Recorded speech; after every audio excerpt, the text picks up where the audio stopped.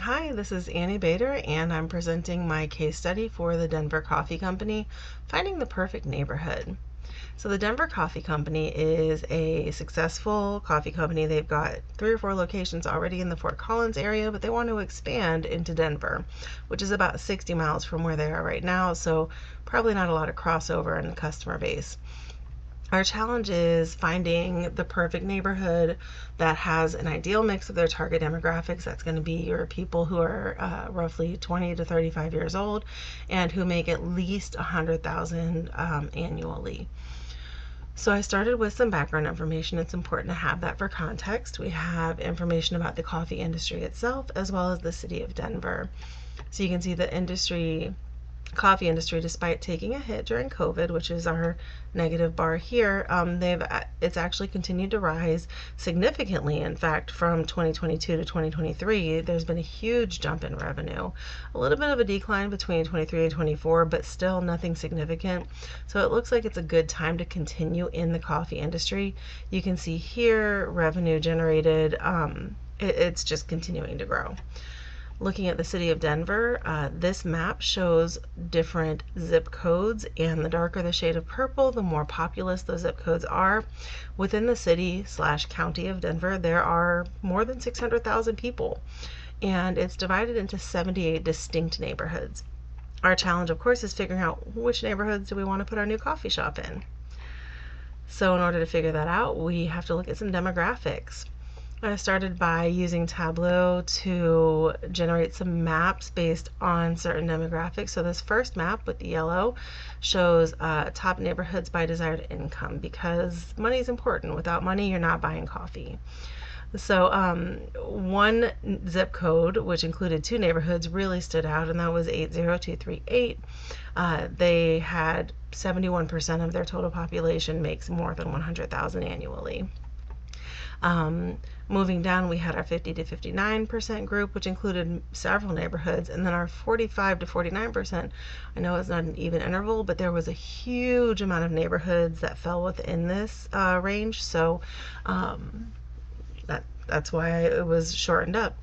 With more space, I maybe would have done another one, but I felt like this is a very cohesive list of neighborhoods and zip codes that meet this desired income demographic. Moving on, we have our top neighborhoods by desired age demographic. So again, now we're looking at the higher concentration of red is going to be your higher concentration of people who are between the ages of 20 and 35. 80219 really stood out. There were more than 13,000 people who fell into that age range, pretty significant. And then you had 3 zip codes that fell within the 11 to almost 13,000 people within that age range, and these zip codes included several neighborhoods, so a lot of potential there. And then moving down, we do have our 9.5 to 10.9. Again, different intervals, but that's because the amount of neighborhoods involved and the amount of zip codes involved, it just didn't make sense to space it out quite as much. It would have been too much information. It's already quite a bit as it is. So of course we have our income information and we have our age information. Well, we need to see how do they intersect with each other. So I made an overlay in Photoshop, and you can see the darker orange areas are the ones that had the most significant intersection. I also used Tableau to create this shape map and similar findings, of course, because it's the same data. The 2 zip codes that really stood out were 80205 and 80210. So in the results section, because we started with the problem, now we have a solution. This is our top choice, 80205. It includes several neighborhoods. 52% of the people in the zip code have an annual income of 100,000 or more. There's more than 13,000 people in the zip code who are between 20 to 35 years old, and there's only 1 Starbucks location within this area, which I know Starbucks is not a competitor. However, it's important to know about the coffee shop saturation in those particular areas.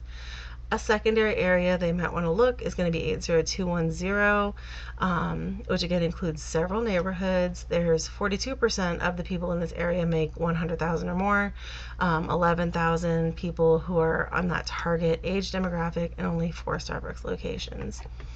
I finished it off with a summary, just summarizing my findings, and that is the entire case study.